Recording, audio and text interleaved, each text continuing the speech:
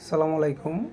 আজকে আমরা করব এইচএসসি ইংলিশ সেকেন্ড পেপারের খুবই ইম্পর্ট্যান্ট একটা টপিক মডিফায়ার কুমিল্লা বোর্ড 2023। চলো শুরু করি। এখানে বলছে Amerigo dash use noun in apposition lives along.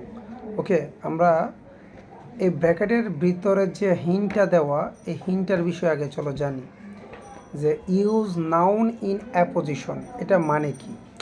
যখনই তোমাকে অ্যাপোজিশন বলবে মডিফায়ারের ভিতরে তোমরা মনে রাখবে যে সাবজেক্ট যেটা থাকে, সাবজেক্ট এখানে কি আমেরিগো এবং তারপর একটা কমা থাকে, ঠিক আছে, এইখানেও একটা কমা থাকবে, এই যে এর পরের ওয়ার্ডটার আগেও একটা কমা এখানে থাকবে। এই দুই কমার মাঝখানে ওই সাবজেক্ট যেটা থাকবে, যেমন আমেরিগো বা অনেক সময় থাকবে কাজী নজরুল ইসলাম, যাই থাকুক না কেন, ওই সাবজেক্ট সম্পর্কে যে বাড়তি একটা তথ্য আমরা এখানে দিব সেটাকেই বলে অ্যাপোজিশন। যেমন এখানে বলছে আমেরিগো। আমেরিগো কে ছিল? আমাদের বইয়ের ইংলিশ ফার্স্ট পেপার প্যাসেজে আছে আমেরিগো। আমেরিগো ছিল একজন পথ শিশু, যে তার সম্পর্কে আমরা এক্সট্রা লিখবো যে স্ট্রিট বয়, স্ট্রিট বয়। আমেরিগো স্ট্রিট বয় লিভস অ্যালং, একা বসবাস করে।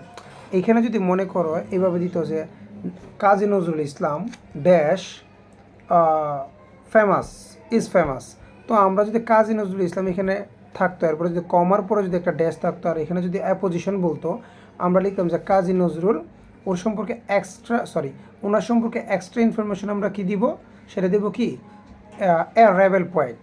ঠিক আছে, আমি আবার বলি, অ্যাপোজিশন মানে হচ্ছে সাবজেক্টে যেটা থাকবে তার সম্পর্কে এক্সট্রা ইনফরমেশন দেওয়াটাকে কি বলে অ্যাপোজিশন। ঠিক আছে, সো অ্যামারিগো সম্পর্কে এক্সট্রা কী দিব, স্ট্রিট বয়। কথা ঠিক আছে স্যার, যে অ্যামারিগো স্ট্রিট বয়, ওই এক্সট্রা ইনফরমেশন দেওয়াটা কি বলে অ্যাপোজিশন। লিভস অ্যালং, একা বসবাস করে। His parents now live separate and none of them wants. আমি একটু বাংলাটা বলি তাহলে অর্থগুলো সুবিধা হবে।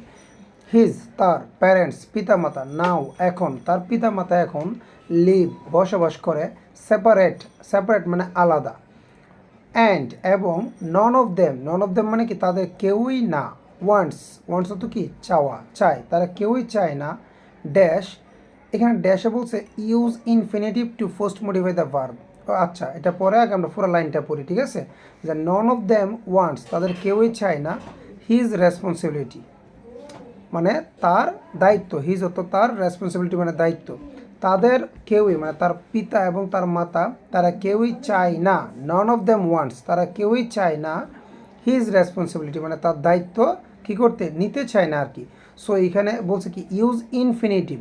আমি আগেও বলেছিলাম যে ইনফিনিটিভ যদি কখনো বলে, ইনফিনিটিভ মানে আগে আমরা টু বসিয়ে দিব, এখানে গ্যাপে আগে আমরা টু দিব, এরপরে দেখবো আনসারে কোনটা মিলে, যে তাদের কেউই চায় না, কি করতে চায় না, নিতে চায় না, তাহলে টু এর সাথে আমরা বলবো টেক, টু টেক, তারা কেউই কি নিতে চায় না, টু টেক নিতে, হিজ রেসপন্সিবিলিটি তার দায়িত্ব তারা কেউই নিতে চায় না।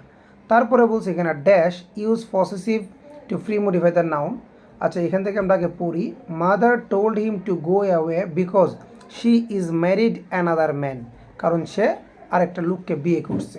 আমরা সম্পূর্ণটা পড়ি, মাদার মা, টোল্ড হিম মানে অ্যামারিগোর মা, টোল্ড হিম তাকে বলেছিল, two go away, to go যেতে, অ্যাওয়ে দূরে, বিকজ কারণ, শি ইজ ম্যারিড সে বিয়ে করেছিল, টু অ্যানাদার ম্যান কারণ সে আরেকটা লোককে বিয়ে করেছিল।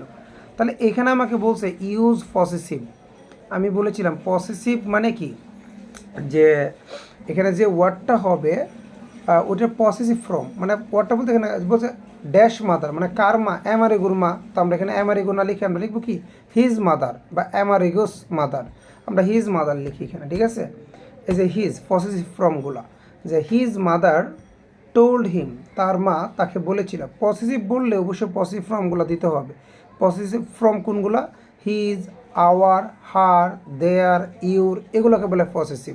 তাহলে আমরা বলবো যে হিজ মাদার তার মা, told him to go away অন্যত্র চলে যেতে, because she is married to another man. আচ্ছা, তারপর যেটা বলছি এখানে আবার ডি নাম্বারে, use determiner to pre modify noun, street আর নাও হিজ হোম। এই যে একটু বাক্যের বাংলাটা পড়ি, স্ট্রিট মানে রাস্তা, আর অর্থ কি হয়, রাস্তা হয়, হিজ হোম তার বাড়ি, মানে এখন রাস্তায় তার বাড়ি। তাহলে এখানে আমরা কি দিতে বলছে, use a determiner.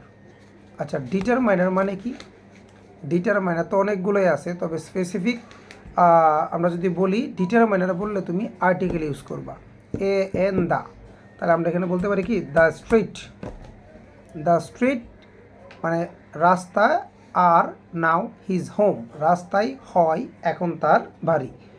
He wanted, হি অর্থ সে, ওয়ান্ট অর্থ চাওয়া, আর ওয়ান্টেড মানে কি চেয়েছিল, সে চেয়েছিল ড্যাশ, ড্যাশের পরেরটা পড়ি আমরা, money from his father to buy a, আচ্ছা এটা পরে, সে তার বাবার কাছে টাকা চেয়েছিল, তাহলে হি ওয়ান্টেড মানি। আচ্ছা মানি বলছে এবং এখানে কি ইউজ করতে বলছে, ইউজ অ্যাডজেক্টিভ, অ্যাডজেক্টিভ ইউজ করতে বলছে to free modify the noun, মানে মানিকে মডিফাই করার জন্য, ঠিক আছে, এটা অ্যাডজেক্টিভ দিতে হবে। তাহলে কেমন মানি হয় না বলতে মানে মানি মানে কেমন তো আর হয় না, নাউনকে মডিফাই করার জন্য অ্যাডজেক্টিভ, অ্যাডজেক্টিভ বের করতে গেলে আমরা বলেছিলাম যে কেমন দিয়ে প্রশ্ন করতে, ঠিক আছে। এখানে হবে কি মূলত যে সাম মানে কিছু মানে কতটুকু, ওয়ার্ডে যদি কিছুটা অ্যাডভার্বের মতো আসতেছে বাংলায়, তবে ম্যাচিং করতে গেলে এটা হবে কি যে কত টাকা, কত বলতে অ্যাডভার্ব হয় ঠিক আছে, তবে অ্যাডভার্বের সাউন্ডটা আসে কতটুকু, আর এখানে হচ্ছে কত টাকা, যেহেতু পরবর্তী টাকাকে ইন্ডিকেট করতেছে, তার মানে নাউনকে মডিফাই করতেছে, তাহলে এটা হবে কি অ্যাডজেক্টিভ। এখানে বলছে সে তার বাবার কাছে চেয়েছিল, কি চেয়েছিল, ড্যাশ মানি, তার মানে হচ্ছে কত মানি মানে টাকা, তাহলে কত টাকা, তাহলে আমরা বলতে পারি কি কত টাকা, তো আমরা জানি না, আমরা বলবো সাম মানি, এবং প্যাসেজে আছে কিছু টাকা, যে হি ওয়ান্টেড সাম মানি, এখানে আমরা সাম ইউজ করব, যে সে কিছু টাকা চেয়েছিল from his father to buy, তার বাবার কাছে, টু বাই মানে কিনতে, বাই অর্থ কিনা, টু বাই মানে কিনতে, কি কিনতে, এ ড্যাশ টিকেট, এখানে আবার বলছে একটা টিকিট কিনতে।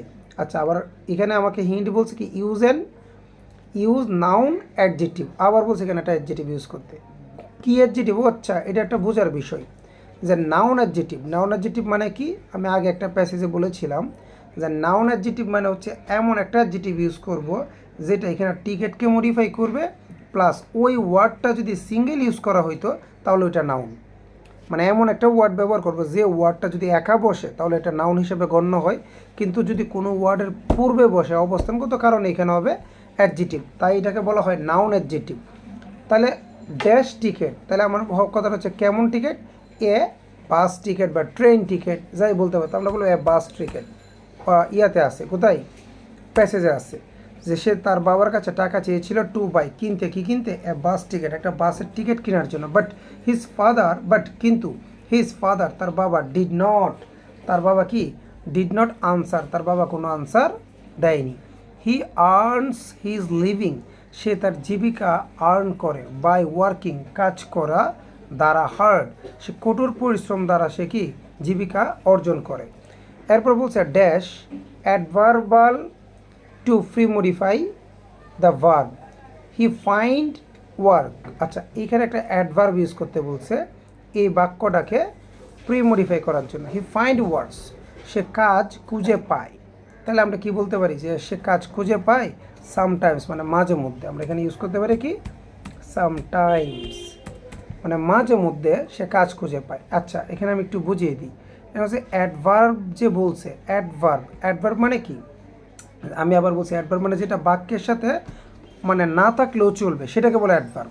তো আমাকে বলছে প্রি মডিফাই দ্য ভার্ব, এই যে ভার্ব বলতে হি ফাইন্ড দ্য ওয়ার্ক মানে সে কাজ পায়, এখন তো অ্যাডভার্বটা পিছনে দেয় নাই, সামনে দিয়েছে, অ্যাডভার্ব পিছনেও বুঝতে পারে, অ্যাডভার্ব সামনেও বুঝতে পারে, ঠিক আছে, মনে রাখবে এটা ছাড়াও বাক্য হয়। তাহলে অ্যাডভার্ব কি মানে বাক্যের সাথে মিলে যায় এমন একটা কিছু ইউজ করবা, হতে পারে সেটা একটা ওয়ার্ড, হতে পারে সেটা গ্রুপ অফ ওয়ার্ড, তাহলে আমরা সেখানে বলতে পারি যে কি যে সামটাইমস মাঝে মধ্যে হি ফাইন্ড, এখানে যে হি ফাইন্ড যে সেন্টেন্সটা আছে সেটা কিন্তু মূলত কি, এটা হচ্ছে মেন সেন্টেন্স, যে সে ফাইন্ডস খুঁজে পায়, ওয়ার্ক কাজ খুঁজে পায়, আর সামটাইমস এটা না দিলেও চলতো, যেহেতু ড্যাশ দিয়েছে তার মানে এটা অ্যাডভার্বের জায়গা দখল করেছে, তাহলে সামটাইমস মাঝে মধ্যে হি ফাইন্ডস ওয়ার্কস সে কাজ খুঁজে পায়, some of dash demonstrative to free modify the noun works. আচ্ছা আমরা যদি আগে অর্থটা পড়ি বাক্যের, সাম অফ মানে কিছু, ওয়ার্কস আর ভেরি রিক্সি ফর হিম, আচ্ছা সাম অফ ওয়ার্কস কিছু কাজ, আর হয় ভেরি রিক্সি খুবই রিক্সি ফর হিম তার জন্য। আচ্ছা তাহলে এখানে বলছে কি ডেমনস্ট্রেটিভ ইউজ করতে, ডেমনস্ট্রেটিভ কি, ডেমনস্ট্রেটিভ মানে হচ্ছে দিস, দ্যাট, দুজ, এই চারটা থেকে যে কোনো একটা, মানে সাম অফ, আমরা যেহেতু সাম বলছে, সাম মানে কিন্তু অনেক বোঝাচ্ছে, তাহলে এখানে দিস দেওয়া যাবে না, দিস না দিয়ে আমরা কি দিব, দ্যাস দিব বা দুজ দিব। সাম অফ দ্যাস বা দুজ, সাম অফ দ্যাস দুজ দিই, মানে ওই কাজগুলার, সাম অফ দুজ ওই কাজগুলোর, মানে সাম অফ দুজ ওই কাজগুলোর কিছু, সাম মানে কিছু, ওয়ার্কস কাজ আর ভেরি রিক্সি ফর হিম, তার জন্য খুবই রিক্সি।